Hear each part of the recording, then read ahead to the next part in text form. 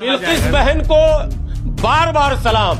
और बिल्किस इस मुल्क के तमाम मजलूम औरतों के लिए एक आइडियल है, आइडियल। बिल्किस बहन आपको बार बार सलाम। और आप जैसी बहनें अगर ठान लेंगी इस मुल्क में तो इन जालिमों को हर हाल में ठिकाने लगाना आसान हो जाएगा।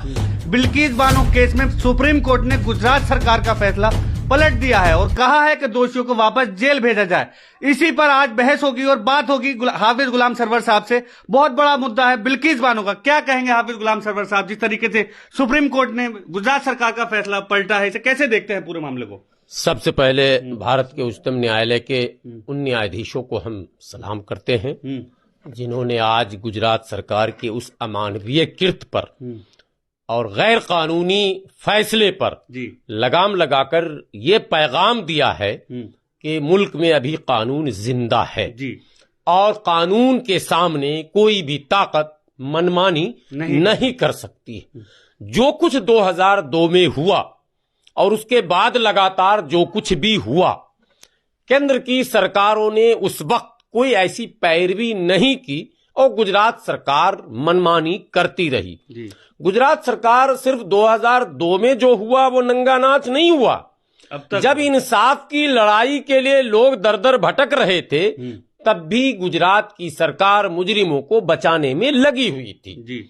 लेकिन उससे भी ज्यादा अफसोसनाक पहलू ये था कि उस वक्त केंद्र में 2004 के बाद जब यूपीए की सरकार आ गई थी, कहा यह जाता था कि मजलूमों की आवाज बनेगी ये सरकार, लेकिन इस सरकार ने भी 10 साल तक गुजरात के उन मजलूमों को इंसाफ दिलाने के लिए कोई कारगर कदम ऐसे मुद्दों से तो बचती है ना मैं क्या यही इसीलिए मैं इसका जिक्र कर रहा हूं। और मैं फिर कह रहा हूं ये फैसला जो आया है आपके व्यूवर जान लें, किसी तंजीम की मेहनत से नहीं आया, किसी पार्टी के मेहनत से नहीं आया, बिल्किस बानो के खुद के यस यस यस। और ये फैसले चूंकि 6 PIL और थे, लेकिन आज जो फैसला अभी आया है ये फैसला जिसमें बिल्किस बानो स्वयं एप्लीकेंट है, वो खुद ही पिटीशन जो दी थी उस पर यह फैसला आया है।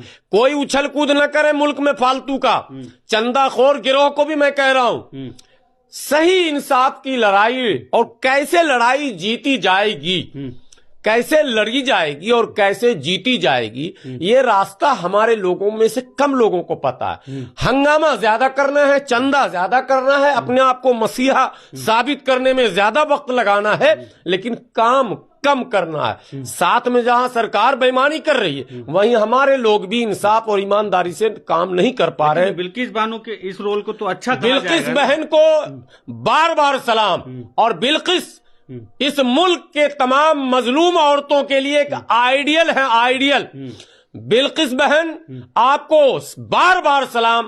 और आप जैसी बहनें अगर ठान लेंगी इस मुल्क में तो इन जालिमों को हर हाल में ठिकाने लगाना आसान हो जाएगा।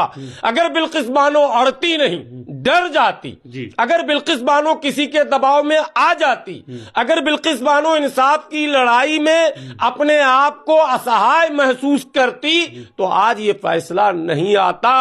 आज ये जो फैसला आया है ये इस बात का प्रमाण है, सबूत है कि अगर कोई भी शख्स, कोई भाई, कोई बहन ठान ले तो इस मुल्क में देर सवेर इंसाफ मिलेगा। गांव में एक कहावत है, खुदा के घर में देर है अंधेर नहीं है। आज ये फैसला इसी बात को दर्शाता है कि आप मतलब जमानत देते हैं और उसके बाद उत्सव मनाते हैं आप, मतलब आप कानून को चिढ़ा रहे, मालाओं से स्वागत जी मुजरिमों का स्वागत हो रहा, सरकार स्वागत कर रही है, महिलाएं कर रही हैं, महिलाएं पुरुष सब लोग कर रहे थे। जैसा लग रहा था ओलंपिक जीत के आ गए। अरे भैया तुम मुजरिम हो, तुम जानी हो, बलात्कारी हो, हत्यारे हो, तुमने मासूम बच्चों का कत्ल किया था, तुमने उन औरतों की इज्जत को नीलाम सरे बाजार किया था। और कौन लोग हैं वो हरामखोर इस मुल्क के जो इस मुल्क की साझा संस्कृति और जो साझा विरासत को तबाह और बर्बाद करना चाहते हैं कि आप उनको फूल मालाओं से स्वागत करते हैं। जो बेटी ओलंपिक लेकर आई वो सड़क पे बैठी हुई है, जो पदक विजेता है वो सड़क पे बैठी है, गोल्ड मेडलिस्ट और जो बलात्कारी है उसको फूल माला। ये सिस्टम खत्म जब तक मुल्क में नहीं होगा। आप इसको हिंदू मुसलमान के एंगल से मत देखिएगा, पीड़ित और न्याय के, बिल्कुल ये हिंदू मुस्लिम का एंगल नहीं है। ये हिंसा और अहिंसा के बीच, जुल्म और जालिम और मजलूम के बीच, इंसाफ न्याय और अन्याय के बीच ये एक लड़ाई है।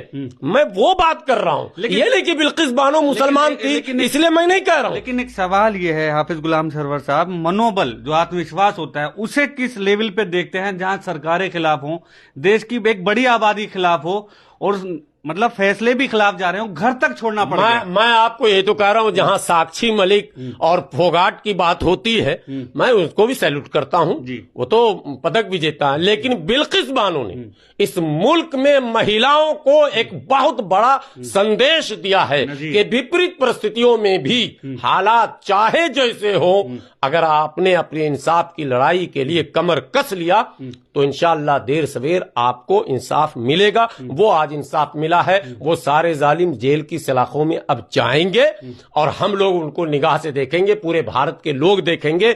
इंसाफ का जिसने कत्लेआम किया था, मैं सुप्रीम कोर्ट से एक विनती करता हूं गुजरात सरकार को, अपनी ताकत सुओ मोटो, उस ताकत, मैं उस ताकत की बात अब कर रहा हूं। 22 जनवरी को राम मंदिर का भी उद्घाटन होना, सुप्रीम कोर्ट ने जिस तरह से अपनी ताकत से इस मुल्क में ये कहते हुए कि मंदिर तोड़कर मस्जिद नहीं बनी थी, फिर भी वो जगह राम भक्तों को दी जा रही है, ये सुप्रीम कोर्ट का एक अख्तियार है, सुओ मोटो उसको कहते हैं। तो सुप्रीम कोर्ट से मेरी विनती है कि सुओ मोटो लेते हुए गुजरात सरकार को बर्खास्त कीजिए, क्योंकि गुजरात सरकार ने कानून की धज्जी उड़ाई थी, गुजरात सरकार ने कानून का मजाक उड़ाया था, गुजरात सरकार ने महिलाओं को सरेआम नंगा करवा दिया, महिलाओं को यह मैसेज देने की कोशिश की कि इस मुल्क में तुम्हारे बलात्कार को ऐसे हम सम्मानित करेंगे और उसकी रहाई करेंगे। तो ऐसी सरकार को बने रहने का कोई अधिकार। मीडिया तो दिखा रहा है जिस तरह नरेंद्र मोदी जी महिला सम्मान की बात करते हैं, उसकी ही एक मतलब झांकी है ये। नहीं, मीडिया तो क्या दिखा रहा, वो मीडिया तो हर हाल में दिखाएगा। उसको तो मतलब ये टास्क मिला हुआ है कि आपको हर चीज को प्लस करके दिखाना।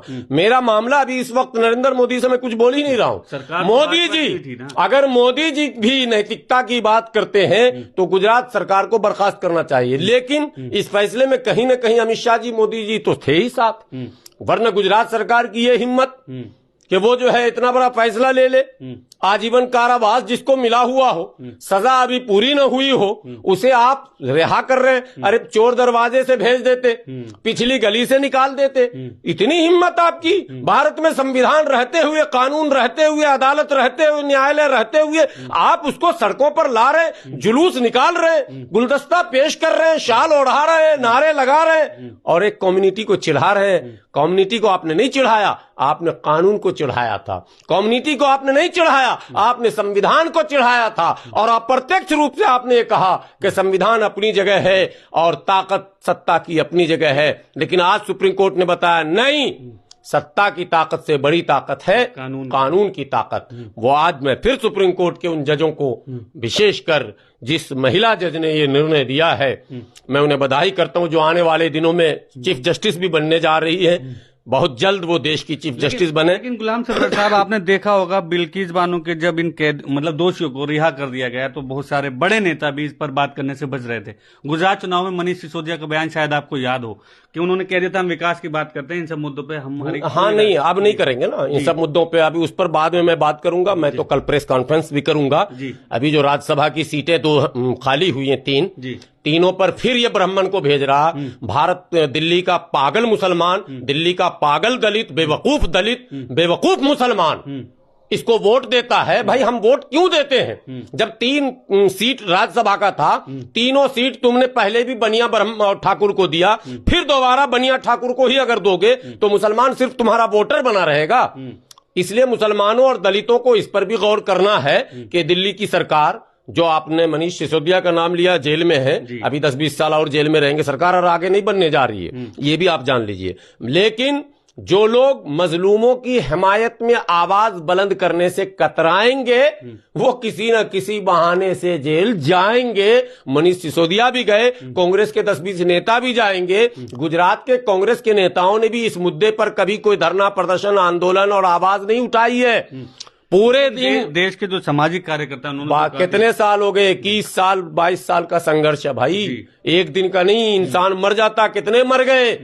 21-22 साल के इस अवधि में 10 साल कांग्रेस सत्ता में रही, 10 साल स्वयं कांग्रेस सत्ता में रही। इस 22 साल में जब सत्ता में रही तब भी, विपक्ष में रही तब भी इन मुद्दों पर कभी आवाज नहीं उठाई गई। लेकिन अभी आपने राम मंदिर का नाम लिया तो सरकार, जैसे सुप्रीम कोर्ट ने फैसला दिया सुओ मोटो के आधार पर, लेकिन सरकार क्रेडिट लेने की होड़ में लगी और आप देख रहे होंगे कि महोत्सव और दिवाली मनाने की बातें हो रही हैं। इस पर क्या कहेंगे, जबकि बहुत सारे साधु संत भी नाराज हैं?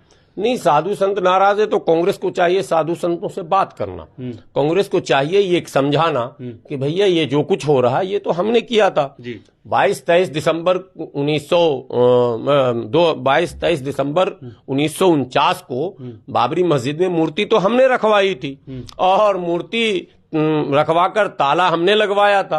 बाद में राहुल गांधी जी को कहना चाहिए कि मेरे पिताजी स्वर्गीय राजीव गांधी जी ने ताला खुलवाया था, बुलावा आया है वहां से, आ जाना चाहिए था, ठीक है। और ये कहना चाहिए था कि मस्जिद तोड़वाया भी हमने।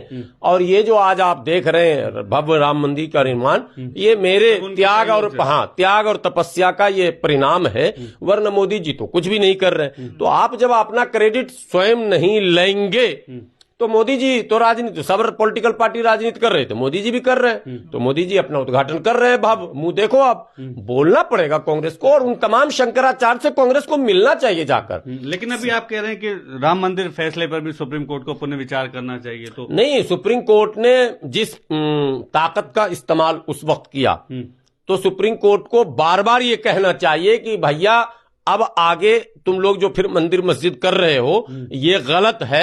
एक बार हमने जबरन तुम्हें दिया, जबरन दिया गया, वो हमने अपने पावर से दिया है, वो चीज तुम्हारी थी नहीं। वो सुप्रीम कोर्ट के फैसले में ये है कि मंदिर तोड़कर मस्जिद नहीं बनाई गई। तमाम सबूतों और गवाहों के बाद ये साबित हो गया कि मंदिर कभी वहां पर था ही नहीं। लेकिन आज फिर लोग जबरन कह रहे हैं हमको 500 साल के बाद राम जी वापस आए। तो राम जी 500 साल कहां चले गए थे भाई? तो बेकार की बातें सारी हो रही हैं। तो सुप्रीम कोर्ट के चाहिए सुओ मोटो का फिर से इस्तेमाल करे और कह दे कि वहां कोई भव्य उद्घाटन, वहां कोई भव्य समारोह, वहां कोई आयोजन नहीं होगा। और साथ ही साथ वो हमने दिया है, कोई मोदी सरकार या भाजपा सरकार या कांग्रेस सरकार ने नहीं, और हकीकत में सुप्रीम कोर्ट ने दिया। तो हमने दिया है वो, तो तुम क्यों भव्य समारोह करने जा रहे हो? सिंपल काम करो और लौटो, और आइंदा के लिए रुको। ये भी सुप्रीम कोर्ट को एक साहसिक और ऐतिहासिक फैसला देना पड़ेगा। लेकिन आपने देखा होगा जिस तरीके से राम मंदिर का भी वक्त है उद्घाटन का, और चुनाव भी करीब है, तो उस वक्त में बिल्किस बानो जैसा ये जो वर्डिक्ट सुप्रीम कोर्ट ने दिया है, इसे मतलब कोई टाइमिंग नहीं, कुछ देखिए, सब लोग जो चुनाव विश्लेषक है वो तो कहते हैं कि बैलेंस करो, लेकिन इतना कहना ये गलत है। सुप्रीम कोर्ट के उस विश्वसनीयता पर सीधे सीधे सवाल उठाना है, ये ठीक नहीं। सुप्रीम कोर्ट ने जो राम मंदिर का फैसला दिया था, साफ शब्दों में कह दिया था मुसलमानों के ऊपर 3 आरोप थे, यानी बाबर के ऊपर, मुसलमानों के ऊपर क्यों रहेंगे उस शासन काल में, कि मंदिर तोड़कर मस्जिद बनाई गई। वो आरोप खारिज कर दिया, साबित ही नहीं हुआ। दूसरी बात है, मुसलमान बार बार कह रहा था कि मूर्ति रखी गई, हिंदू कहते थे रामलला प्रकट हुए। मैंने अभी एक टीवी डिबेट में कहा जब रामलला प्रकट हुए तो 100 प्राण प्रतिष्ठित प्रकट होते हैं। प्रकट का मतलब वो पावर में, आप प्राण प्रतिष्ठा फिर क्यों कर रहे हैं? सनातन धर्म में प्राण प्रतिष्ठा उसका किया जाता है जिस मूर्ति को स्वयं बनाया जाता, स्वनिर्मित मूर्तियों को जब स्थापित कर दिया जाता तो एक विधि विधान है, उसको प्राण प्रतिष्ठा कहते हैं। जब वो साकार माना जाता है और फिर पूजा की जाती है। तो जब रामलला प्रकट ही हो गए तो प्राण प्रतिष्ठा का मतलब ही नहीं। लेकिन सुप्रीम कोर्ट ने कहा कि नहीं, वो ट्रेस पास का मामला था, मूर्तियां रखी गई थी ताला तोड़कर। अच्छा। तो ये मामला दावा हुआ। तीसरी बात जो कही गई थी कि 22 दिसंबर 1949 तक ईशा की नमाज अदा की गई, उसमें सुप्रीम कोर्ट ने माना इस बात को कि ईशा की नमाज उसमें अदा की गई है, यानी वर्षों तक वहां नमाज पढ़ी गई है। तो सारे दावे हमारे माने गए। लेकिन सुप्रीम कोर्ट ने कहा कि चूंकि मुसलमान बहुत शरीफ है, मुसलमान कोर्ट का सम्मान करता है, मुट्ठी भर लोग कह रहे हैं कि हम नहीं मानेंगे चाहे कुछ भी हो, तो चलो भाई तुम नहीं मानोगे तो तुम्हारे आस्था का ध्यान रखते हुए हम तुम्हें दे रहे हैं। लेकिन अब तो ये आगे बढ़ रहे हैं। तो अब जो कुछ बयान आ रहा है मैं पहले चाहता था कि कोई भी जज्बाती बयान या ये नहीं, लेकिन अब तो मुस्लिम लीडरों को मिलजुल कर बैठकर एक साझा बयान बेहतरीन वाला देना पड़ेगा और सरकार को कहना पड़ेगा और रेखा खींच के देना पड़ेगा कि रेखा अगर आप क्रॉस करें, बाउंड्री लाइन देना पड़ेगा। इस जो दब्बू दबते जा रहे हैं इससे माहौल बिगड़ता चला जा रहेगा, इसलिए रेखा खींचना जरूरी है। सवाल है कि शंकराचार्य नित्यानंद है, उन्होंने कहा है कि मोदी और योगी जी जो है यूपी में 3 पाकिस्तान बनाने वाले हैं। अयोध्या को लेकर इस बात कही उन्होंने राम मंदिर उद्घाटन से पहले। नहीं, वो उनके लॉजिक पर कोई हम टिप्पणी नहीं करेंगे। वो हिंदू धर्म के बड़े संत माने जाते हैं शंकराचार्य। लेकिन लास्ट में क्या कहेंगे, बिल्किस बानो जैसी बहुत सारी महिलाएं हैं जो पीड़ित हैं, मैं यही कह रहा हूँ, मैं वहां आना, बिल्किस बानो भी मैं वहीं आना चाह रहा था कि मसले इस मुल्क में मणिपुर में भी हुए हैं। जी अभी इंसाफ की गुहार वहां भी लग रही है। तो उन तमाम महिलाओं से, महिला संगठनों से मैं आज सर्च कर रहा था, अभी जैसे ही वर्डिक्ट आया तो मैंने कई महिला संगठनों के वो प्रदर्शन देखे जंतर मंतर पर जो बिल्किस बानो के समर्थन में न्याय दिलाने के लिए हुआ था। मैं उन तमाम महिला संगठनों को भी, एपवा, एडवा, इस तरह की जितनी भी संगठन है जो महिलाओं के राइट्स के लिए लड़ती हैं, तंजीमें, मैं उनको भी बधाई देता हूं और उनसे अपील करता हूं कि आप उन तमाम महिलाओं के न्याय के लिए निरंतर संघर्ष कीजिए जो न्याय की लड़ाई में अभी रास्ते में अटकी हुई है, क्योंकि बहुत जरूरी है उनको न्याय मिलना। न्याय नहीं मिलेगा तो उनका विश्वास डगमगाता रहेगा। बिल्किस बानो ने इस विश्वास को मजबूत किया है लड़कर और न्याय प्राप्त कर। बहुत शुक्रिया हाफिज गुलाम सरवर साहब हमारे साथ बात कर रहे थे बिल्किस बानो वाले केस पर। आप ऐसी बहुत सारी खबरों के लिए देखते रहिए द नेशन वॉइस।